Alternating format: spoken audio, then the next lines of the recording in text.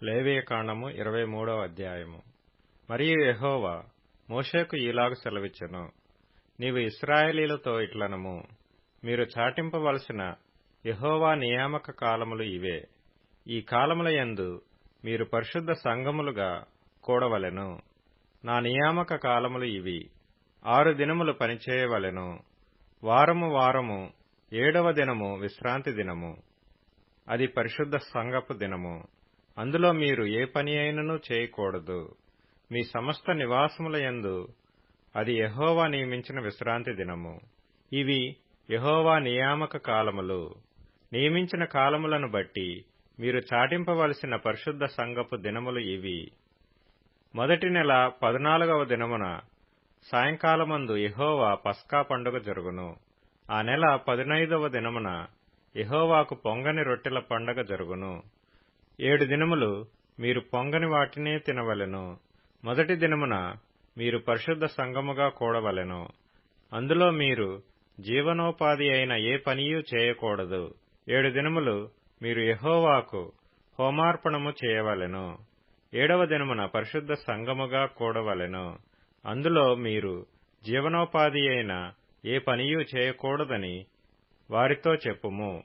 మరియు యెహోవా మోషేకు ఇలాగ సెలవిచ్చెను, నీవు ఇశ్రాయేలీయులతో ఇట్లనము, నేను మీకిచ్చుచున్న దేశమునకు మీరు వచ్చి దాని పంటను కోయినప్పుడు మీ మొదటి పంటలో ఒక పనను యాజకుని యొద్దకు తేవలెను.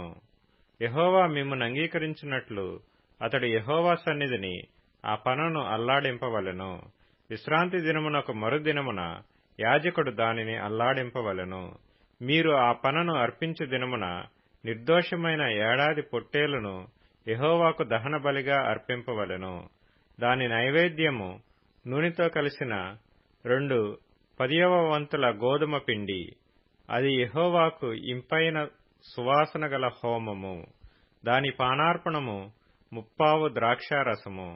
మీరు మీ దేవునికి అర్పణము తెచ్చు వరకు ఆ దినమెల్లా మీరు రొట్టె ఏమీ, పేలాలేమి, పచ్చని వెన్నులేమి తినకూడదు.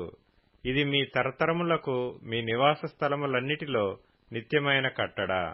మీరు విశ్రాంతి దినమునకు మరునాడు మొదలుకొని, అనగా అల్లాడించు పనను మీరు తెచ్చిన దినము మొదలుకొని 7 వారములు లెక్కింపవలెను. లెక్కకు తక్కువ కాకుండా 7 వారములు ఉండవలెను. 7వ విశ్రాంతి దినపు మరుదినము వరకు మీరు 50 దినములు లెక్కించి యెహోవాకు క్రొత్త ఫలముతో నైవేద్యము అర్పింపవలెను. మీరు మీ నివాసములలో నుండి తూములో 2/10వ వంతుల పిండి గల 2 రొట్టెలను అల్లాడించు అర్పణముగా తేవలెను. వాటిని గోదుమ పిండితో చేసి పులియబెట్టి కాల్చవలెను. అవి యెహోవాకు ప్రథమ ఫలముల అర్పణము. మరియు మీరు ఆ రొట్టెలతో నిర్దోషమైన 7 ఏడాది మగ గొర్రెపిల్లలను, 1 కోడె దూడను, 2 పెద్ద పొట్టేళ్లను అర్పింపవలెను.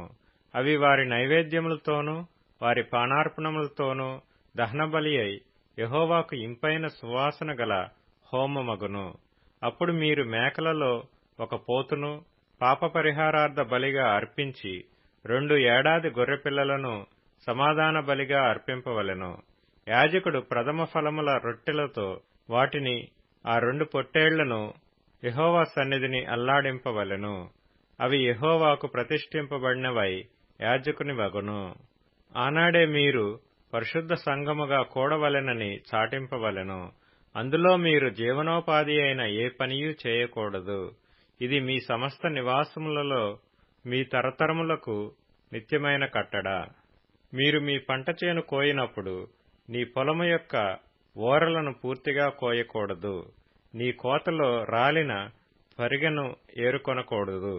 బీదలకును పరదేశులకును వాటిని విడిచిపెట్టవలెను. నేను మీ దేవుడినైన యెహోవాను.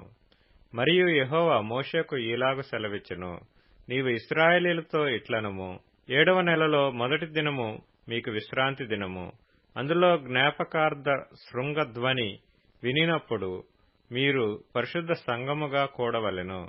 అందులో మీరు జీవనోపాధి అయిన ఏ పనియు చేయుట మాని యెహోవాకు హోమము చేయవలెను. మరియు యెహోవా మోషేకు ఇలాగ సెలవిచ్చెను, ఈ 7వ నెల 10వ దినము పాపము నిమిత్తమైన ప్రాయశ్చిత్తార్థ దినము. అందులో మీరు పరిశుద్ధ సంఘముగా కూడవలెను. మిమ్మును మీరు దుఃఖపరచుకొని యెహోవాకు హోమము చేయవలెను. ఆ దినమున మీరు ఏ పనియూ చేయకూడదు. మీ దేవుడైన యెహోవా సన్నిధిని మీరు మీ నిమిత్తము ప్రాయశ్చిత్తము చేసుకొనుటకై అది ప్రాయశ్చిత్తార్థ దినము. ఆ దినమున తన్ను తాను దుఃఖపరచుకొనని ప్రతివాడు తన ప్రజలలో నుండి కొట్టివేయబడును. ఆ దినమున ఏ పనినైనను చేయి ప్రతివానిని వాని ప్రజలలో నుండకుండా నాశనము చేసెదను. అందులో మీరు ఏ పనియూ చేయకూడదు. అది మీ సమస్త నివాసములలో మీ తరతరములకు నిత్యమైన కట్టడ. అది మీకు మహావిశ్రాంతి దినము. మిమ్మును మీరు దుఃఖపరచుకొనవలెను. ఆ నెల 9వ నాటి సాయంకాలము మొదలుకొని మరుసటి సాయంకాలము వరకు మీరు విశ్రాంతి దినముగా ఆచరింపవలెను. మరియు యెహోవా మోషేకు ఇలాగ సెలవిచ్చెను, నీవు ఇశ్రాయేలీయులతో ఇట్లనుము, ఈ 7వ నెల 15వ దినము మొదలుకొని 7 దినముల వరకు యెహోవాకు పర్ణశాలల పండుగను జరపవలెను. వాటిలో మొదటి దినమున మీరు పరిశుద్ధ సంఘముగా కూడవలెను. అందులో మీరు జీవనోపాధి అయిన ఏ పనియూ చేయకూడదు. 7 దినములు మీరు యెహోవాకు హోమము చేయవలెను. 8వ దినమున మీరు పరిశుద్ధ సంఘముగా కూడి యెహోవాకు హోమార్పణము చేయవలెను. అది మీకు వ్రత దినముగా ఉండును. అందులో మీరు జీవనోపాధి అయిన ఏ పనియూ చేయకూడదు.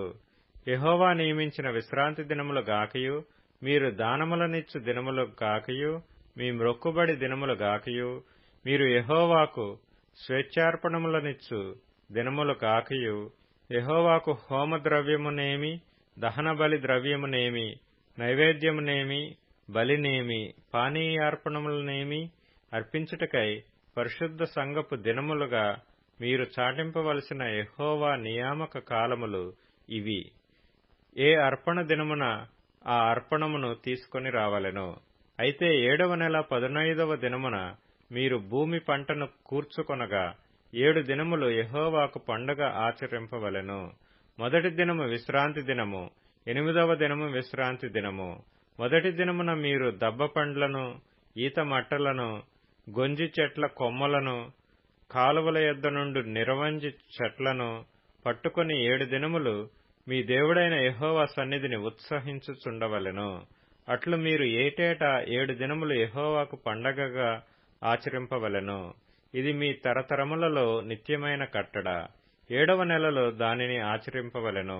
నేను ఐగుప్తు దేశములో నుండి ఇశ్రాయేలీయులను రప్పించినప్పుడు వారిని పర్ణశాలలో నివసింపచేసితినని మీ జనులు ఎరుగునట్లు 7 దినములు మీరు పర్ణశాలలలో నివసింపవలెను. ఇశ్రాయేలీయులలో పుట్టిన వారందరూ పర్ణశాలలలో నివసింపవలెను. నేను మీ దేవుడనైన యెహోవాను. అట్లు మోషే ఇశ్రాయేలీయులకు యెహోవా నియామక కాలములను తెలియచెప్పెను.